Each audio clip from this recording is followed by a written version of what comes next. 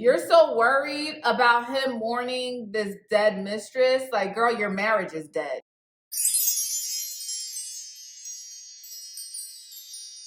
Hey guys, welcome to our channel. If you are new, if you are not new, welcome back, Sugar and Spice gang. Today we are doing a Sugar and Spice advice. If you don't know who we are already, I am Sugar and this is Spice.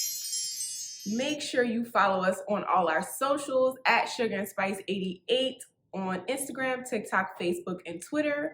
Also, make sure you hit that subscribe button and the notification bell so you get notified whenever we do new videos. So now we are going to read this letter. It's been, floating around in the Facebook groups about this woman and her husband. So let's get into it. My husband is mourning his dead mistress. 3 months ago, the woman who was having an affair with my husband died suddenly from an accident. I found out about the affair only 2 days after her funeral. I thought she was simply a coworker, and I was wondering why my husband was so disturbed and emotional. He quit his job, saying it was too traumatic to go to work. She was in the early weeks of pregnancy when she died, and my husband doesn't know whether he or her husband was the father. So on top of everything, he's also grieving for a baby which may or may not have been his. I find it extremely difficult to be emotionally supportive when he wakes up at 3 a.m. crying and trembling, yet I don't have the heart to yell at him like I want to. He says he's dead. Oh, he says she's dead. He should be dead. Right? He says she's dead, so there's no reason for me to feel jealous or threatened, and ask for my understanding as he grieves. We barely talked these last weeks because I don't know how to respond to my husband when he cries and says he misses her and wishes she were here. Then also how much he loves me and that he never intended to leave me. I asked him to visit a marriage therapist together, and he said he's not ready to work on our marriage and thinks he needs to see a grief therapist instead. Question. Do I need to give him more time to mourn the loss of his mistress? Or should I demand that he focus on our marriage? That's your question, sis? That's After your question? everything. There's so much in this letter that's happening. The woman died suddenly in an accident. You found out 2 days after the funeral. You thought she was a coworker. So he's been having an affair for quite some time now. The only reason you found out is because she's dead now? Because, see, this is what I'm trying to say. Like, first of all, he was never going to tell you. He was never going to tell you. You only found out because she died. And on top of that, with her being dead, you have to now deal with the financial responsibility of carrying the household because it's too traumatic for him to go back to work. But what about all the trauma that you just found, like you just been through, because you just found out that your husband was having an affair? That's traumatic. Then to find out that the woman was possibly pregnant, that's traumatic. Then to be having to deal with all the financial responsibilities all of a sudden, that's traumatic. That doesn't make no sense. My man. The fact that he felt comfortable enough to tell you that I just need you to be understanding while I mourn the woman that I cheated on you with, that have been cheating on you with, and was about to have a baby on the side with. So, see, and this is the thing. She says in the letter, he's also grieving the baby too. So then why are you grieving the baby too? Because at the same time, you don't even know if this child was yours or not. Then on top of that, if he's grieving the baby, girl, he was about to run away with this girl. What's not clicking? What's not clicking? Tasha, have some sympathy. I just lost the love of my life. Oh, like literally, this is the plan. This is the plan, sis. He was gonna marry that girl or run off with that girl. She was gonna leave her husband, and he was gonna leave you, and they was gonna start a new family with that baby. And now her being gone and that baby being gone is the life that he never had. It's the life that he wanted down the drain. Yes. And now he's stuck with you. Yes. And you're asking, You say in the letter, I'm just finding it incredibly hard to be emotionally supportive. What? Why do you feel like you need to be emotionally supportive to the husband that cheated on you? I'm not understanding. Why are you trying to go to him to try and fix something that he clearly doesn't want to fix? Like, he blew it up. You can't get healed where you got hurt. Yeah, exactly. And then to find out that this man is literally waking you up in the middle of the night, trembling, girl, crying and trembling. Like, the man don't even got the decency to go cry on the couch. Go cry on the couch. Go cry in the bathroom. Like, yo, dead up. What's going on? He didn't. Like, so you gonna wake me up in the middle of the night when I gotta go to work in the morning with because you quit crying. your job.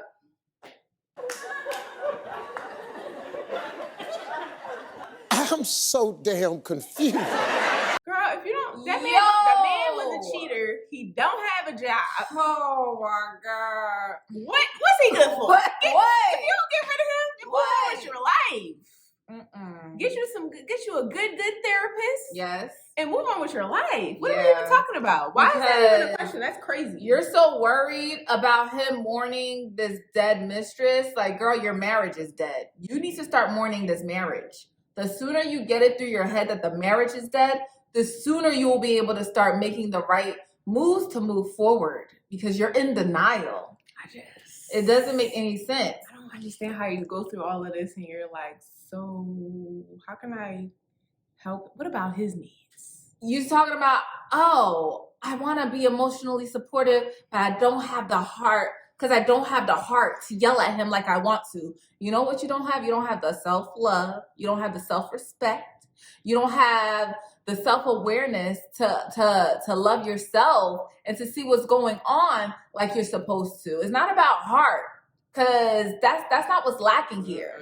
I don't know if it's naivety. I don't know if it's if you're just still in shock, but you said it's been 3 months. So at this point, it should have settled in. It should have settled in this right now. What has gone on? Like, ask yourself why you're willing to sacrifice your dignity and self-respect for a cheating, jobless, dirty, no good man. And Exactly. I don't understand. Like, that's like somebody coming into your house, they're robbing your house, and you're like, I just don't have the heart to call the police. You're literally putting yourself in a position to get emotionally abused every day. Why do you abused every day? Run down on gaslit every day. And you're just like, I don't have the heart. I don't have, like, what? This is crazy. You don't love yourself and you don't respect yourself, so why is he gonna love you and respect you? Like, the fact that he could feel so comfortable to be on some, yeah, well, you don't have to feel threatened or jealous. She's dead now. So, I just need your understanding. Like, what? Okay, she's dead, but it's looking to me like you want to go in the grave with her, because you sitting here waking me up in the middle of the night, trying and trembling. You sitting here quitting your job. Like, I could have said, there's no need to feel like it's too much for you at work because she's dead now. So you need to just do what you need to do. Like, it's not making sense.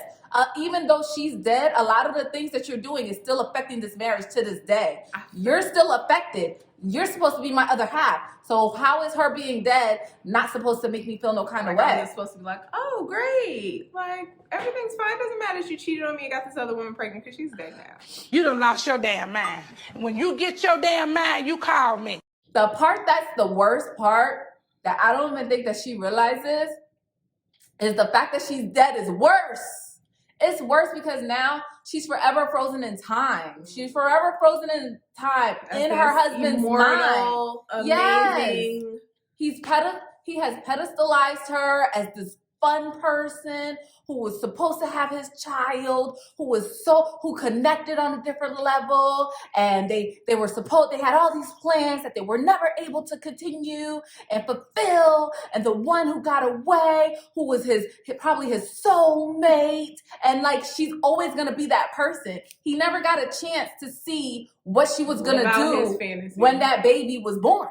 You never got a chance to see if you did leave me and you did go to her, if it was going to actually be all the roses and the grass was really going to be greener, because it's usually not like that. Like, also, I feel like she's taking him still like being in the house with her as some kind of sign that like, oh, he still wants her. He wants to work on a marriage. Like, no, girl, he just doesn't have anything left.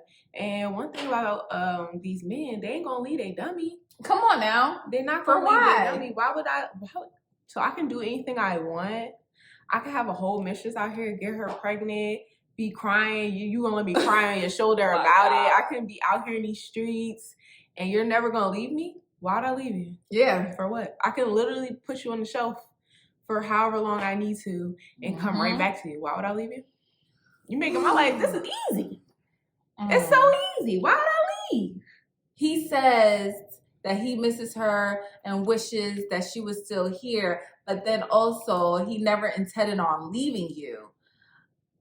How? Does that make sense to you? Sir? How do those words follow each other and you think that makes sense? He never intended on leaving you, but she was about to have his whole baby out here. And he still misses her and wishes she was here. You can't tell me this is not, like, this can't possibly be the first time. Oh, no. Because it's just way too easy. It's not her first rodeo. It's way too, that's what I'm saying. She's been gone for a long time. She's like, okay, for you to get to this point where this is just like, okay, with you, you've been going through this for a long time. Yeah, because she's like, okay, so 3 months, that seems to be enough time. Are you ready to work on our marriage now? Girl, what? I'm confused. I'm confused right now, G. He doesn't want to do marriage counseling, but he wants to do grief counseling. So the man wants to have therapy for himself, for grief, but not marriage counseling for the both of you. What? He's smart. He's like, I'm not getting through this. I need help. I need to get through this. I need to get past. He's self-aware enough to get therapy. For himself. He sees he needs help. Why don't you see you need help? If he could see that he needs help, why can't you see that you need help? Because her brain gone. Oh, child. Like, he's like, girl, the marriage counseling ain't it. I need grief counseling. Like, the man is actually open to counseling. Girl, don't nobody care about this marriage. So you know what's going to happen when he goes to counseling? He's going to get some self-worth. He's going to get himself together. And as soon as he gets himself together, he's either going to go find somebody else or leave you, because you don't even help him be a better person. He's really going to hit you with the, after therapy and self-reflection, I realized I need more from a woman. Okay. I need a woman with standards. Yes. I need a woman with self-respect. Okay. Oh my God. It's like I found that in counseling that you're what they call an enabler. And so my therapist told me that enablers, what you have to do is that you have to get rid of the enabler so that you could be your best self and your best person. And here's the divorce papers. Yep. My God. The embarrassment. Oh my God. After you just let him river dance on you. But where's the lie? And I don't know why a lot of women feel as though the more submissive and the more they will allow a man to do whatever they want to them, the more the man will never want to leave. Like, some men, the good ones, actually feel like bad, like at least a little bit, and be like, yo, I can't even be with you because this is not even who I want to be. You're making it way too easy for me. Like, I don't want to be walking all over. It's not even the same way a woman would be like, yeah, I can't be with him because he just agrees with everything I says. He just does whatever I want. Like, that's not, It's just, oh my God. Like, and then the final question. So, do I allow him to mourn his wife, his mistress more, or do I force him into doing marriage counseling? Why would you have to force anybody to do marriage counseling? I say you let him mourn the mistress more, because you're obviously the type of person that somebody's gonna have to walk away from you. You're not gonna walk away from them. So let him take up the rest of your good years, girl. Jesus, fix it. Fix it right now, Lord. If somebody is not a willing participant in the marriage, he's not a child. You're not forcing him to eat his peas. Right. You're not making sure that you clean your dishes and clean your room. It's a marriage. She said, if he don't want to be here, why would you want to force him so to be here? You feel like you can demand him to go to counseling and focus on your marriage? Working on this marriage right now. But you don't demand any respect? And Why would he listen to you now? It's just like even if he's in the marriage counseling with you, he's checked out. Like, why do you feel like he has to be an active and willing participant? He has stated that he does not want to be an active and willing participant. Like, how many different ways does he have to say it? Serious therapy. The fact that she just just eats up all this trauma and is just like trauma after trauma. You ready for us time now? Matter of fact, y'all are past therapy. Okay, you're talking about let's go into couples therapy. Y'all way past that. You definitely need to go to therapy solo. Yes, because you need to figure out why. That's the question in your head after all of this. Why you're just saying, it's like the letter's so nonchalant, like every other line is like a punch in the throat. Yes. And you're just making it seem like, so I went to the store today and I picked up some bananas and some oatmeal and and it's just like, how are you not KO'd? Like you said, every other line is a punch in the gut, and she's just like still sitting, still standing, asking so I would have been done. She didn't even ask, should I leave? Okay. She didn't even ask, should I get a divorce? Okay.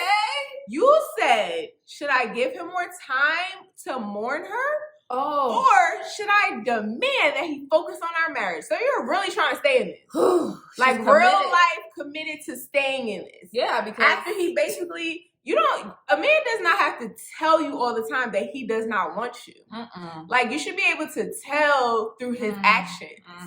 I really, really, really hope this girl got help, because this is so dysfunctional and so toxic. Like, she's liable to end up on an episode of Snap. And it'll be her own fault, because you take, and then you don't even realize that you're fed up. Like, girl, you was been fed up. You don't even know. And then you asking for advice, but you asking the wrong questions. Like, do you want the real advice? She didn't leave it open-ended because she knows. No, I don't. I'm not talking about leaving him. No, I'm staying. But, like, should I give him more time? Oh, my God. Y'all hit us up in the comments. What y'all think the girl should do? Do you guys think that, because, come on. Like, allowing him to mourn his dead mistress more, like, what? That's really what's, like, an option? You think that's what's missing in your marriage? And then to force him to do marriage counseling? Like, who, okay, like, y'all let us know what y'all think. Because this was a lot. Like, even breaking it down, it's, like, so many subcategories of issues. Like, the woman has been through a lot, because the tolerance level is insane. I can't do it. I can't. I literally can't. My pride, my ego, like the self. I'm gonna have to run away and start a whole new life. Because I'm gonna have to leave, because being around you got me feeling like I'm one of these ugly mother effers out here in these streets. So I'll be standing over your bed at 1 o'clock in the morning, just like. See, I gotta end up on an episode of Snaps. I gotta stay out of jail for my kids. You understand what you're not about to make me do. And I gotta stay out of jail for my godkids. You feel me? They're not about to be visiting me in the pen. Seriously. So nah, I'm not letting nobody take my freedom. So, ooh, child. She needs some help, but Y'all let us know. Let us know what you guys think. If y'all got any additional commentary or advice of what this girl needs to do. Also, let us know if y'all think that if we're on point, if y'all agree or disagree about anything that we've said, because this was a lot. This breakdown was there was a lot going on here. And also, if you guys have anything that you may need advice on, you can always email us at sugarandspice88@gmail.com, and we can do a video, and we will keep you anonymous if you want us to. And don't forget to follow us at Sugar and Spice 88 on TikTok, Instagram, Twitter, and Facebook. And we look forward to seeing all you beautiful people in the next video. Bye. Good morning. Good energy. Today we gonna spread Good energy. Today we gonna share Good energy. I go to work. Today gonna be a great day. Good Wake energy. up, thank God, drink water, meditate. Good First energy. 5 minutes will dictate your whole day. Good All energy. about that positivity and raising up your frequency. Good If you energy. negative, you will get removed immediately. Good Say energy. eat clean, alkaline, nourishing. Good What you energy. put